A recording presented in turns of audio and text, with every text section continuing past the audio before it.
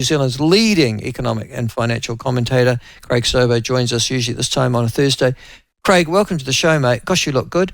You are aging very well. There must be a photo or a painting of you somewhere decrepit. Be like the picture of Dorian Gray, wouldn't it, in your household? Oh, look, a little bit of vitamin D helps a lot, Michael. Is that what it is? I know you got heaps in Central, so just a little bit of sunshine always helps, and be careful with your lifestyle, I guess. But, staying fit, healthy, positive, all those good things. Yep, well, that's you. I've known you for 40 years, Craig, and that's you to a T. Good on you. Now, White House. Latest appointments being made. Donald Trump, as I said, very much in control now of, everything. The media have gone mad, but you would expect them to in the United States of America. Fear, anxiety, despair, equal proportions of, at the moment, cascading through the American hinterland, or certainly the media hinterland anyhow. What's your take on his initial appointments and some of the issues that he'll have for New Zealand? Yeah, I said last week what a successful politician he was and is. I couldn't find a superlative to that, but he's, as you say, probably got the House of Representatives now, Congress. He's got a full House. He's got Judiciary, Presidency, Senate and Congress. You have to go back a long time in the Republicans to see that. Possibly Reagan. It wasn't a landslide. I mean, Reagan got over 400, maybe closer to 500 electoral votes. So Trump doesn't match Reagan, but gee, he's certainly got power. I mean, do we have much to fear but fear itself, really? I think that's kind of over-egged around fear. But he is starting his appointments. It's a peaceful transition, which is wonderful news for businesses, markets and people. So that's really great. And Biden's grace I'm handing over is exemplary so far. So good news. Yeah. I mentioned a bit of history here, Michael, and you might be able to help me. It's a tradition on Inauguration Day, which is usually January the 20th, for the outgoing president to leave a letter behind for the incoming president. Yep. And you may not recall, but when Obama handed to Trump in 2016, his letter, which was made public, was around, look after our civic institutions. When Trump left, all we heard, the letter wasn't released publicly, I understand, but Biden mentioned that the letter was generous but private, so he didn't release it. So I don't know what was in that letter. So I'm wondering what will Biden leave behind for Trump on Inauguration Day in terms of words of advice. It's kind of a neat sort of transition between outgoing and incoming presidents.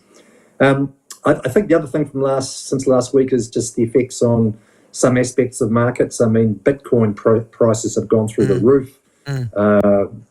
Sir Peter Beck's business, Rocket Lab, has increased astronomical, excuse the pun, astronomical amounts. So, there's still ongoing effects from what he's rolling out, and I guess we'll see more changes as we get a better picture of his appointments. So far, so good on the peaceful transition, which is good news for democracy.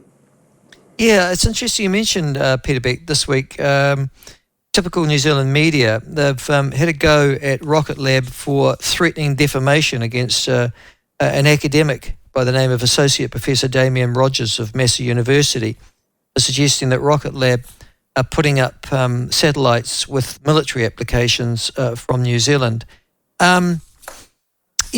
There's going to be no love lost for this administration, though, is there, from media, not just in the United States, but from around the world? Oh, not sure I buy that. 51% of Americans voted for him. So, he's won on the electoral votes as well as the national vote. So he's got legitimacy. It's a democracy or representative democracy or a peculiarly representative democracy. So get on and roll out his promises, his mandate. So no one should be surprised by that, and they should abide by the democratic traditions. Oh gosh, you have a very Pollyannish view of the media, I have to say, Craig. Yeah, fair enough. Yeah, no, I know. There's concern and stuff, but actually, that's what you get when you've got a democracy. The alternatives are much worse. Oh, I agree with you. Listen, the US Trade Representative has been named. I didn't catch up with that. You might have. Do you know any more about that? Sorry. No, you haven't No, caught up sorry. with it. I'm 24 hours behind on appointments. But and that's where I guess the first conversation that Prime Minister Albanese had with Donald Trump, he raised the issue straight away of trade and tariffs. Christopher Luxon was, it seems, a more generic, hi, how are you? Can we have a game of golf the next time I see a sort of conversation? Is there anything truly to fear for New Zealand and Australia when it comes to trade from this administration, do you think? No, I don't think so. I think we're both aligned around wanting access into the US. We know Prime Minister Luxon has contacted President Trump, as I'm sure the Australians have, if not more than once.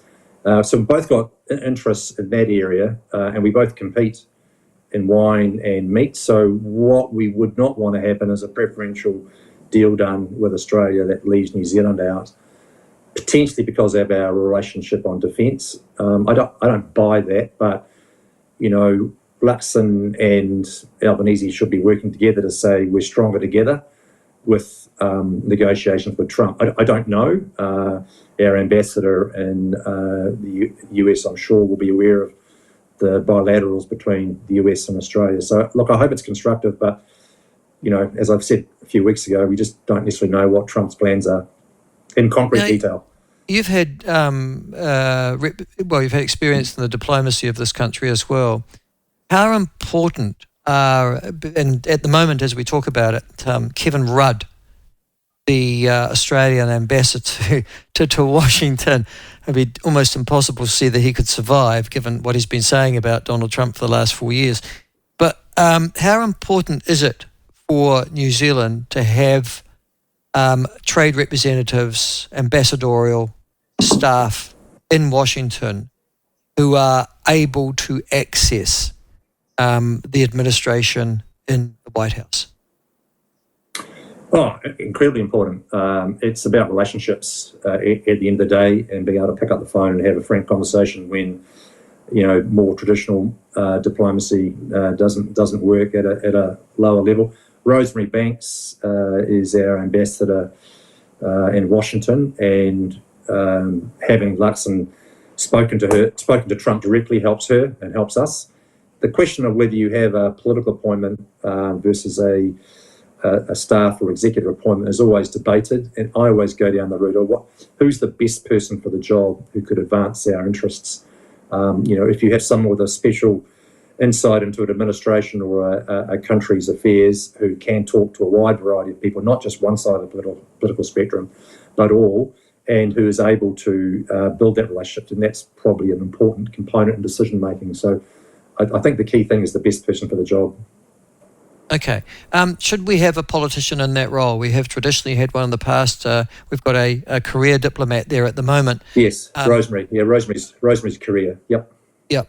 Do we need to have somebody there who perhaps is a slightly better political antennae? Well, you have to make the call that Rosemary isn't doing a good job, and I'm not aware that is the case. So if you've got a specific issue, you might want to put someone in to advance that issue, for example. But in my understanding is it really is best person for the job. And the worst outcome is seat warmers that get retired to posts overseas following a career in New Zealand in politics. That doesn't necessarily the best appointment, and it makes it harder for the Foreign Service, our Foreign Affairs staff to work on issues when you've got questions about the ability of the candidate concerned to actually do a good job for us. This morning, I started off the show by having an interview with one of the leading builders in this country and the director of one of New Zealand's leading residential construction as well as commercial construction firms. He was talking about, things are really bad for the construction industry at the moment and giving some reasons as to why that might be and offering really very little help for the future. But one of the things he did make the comment of was that we are in an induced recession as a consequence of the Reserve Bank the Reserve Bank getting their monetary policy wrong. And he says they've got it wrong twice in a row. You'd have some views on that, wouldn't you? Well, you're right about construction activity and concerns in that part of our economy. It's similar to retail and hospitality, which are three sectors that are clearly struggling if you look at how the economy is performing. Construction activity depends very much on confidence in residential and commercial, obviously, as well as industrial activity. And when you have a very sharp rise in interest rates, unexpected sharp rise in interest rates, it changes the pricing of projects because you have to price for the cost of debt. And it's not just the OCR, it's commercial bank debt rates that count. And activities that were promising before under an assumption of 3%, 4% interest rates that are suddenly 8 to 12 changes the viability of projects. In addition, when you have the demand side of the economy, tenants being uncertain about their future space needs, for example, they tend to withdraw, downsize, and their requirements change. So you do get a period of uncertainty, and that's exactly what we're going through now. You might recall that these cycles are really long. So the 87 share market crash didn't result in the bottoming of the commercial property market until 1992, 5 years. Yeah. Same after the GFC October 2008. The commercial property market was still, and residential market was still struggling in 2011. Now we're only through 1.5, 2 years since the peak in rates. So this is still shaking out and will take some time to recover.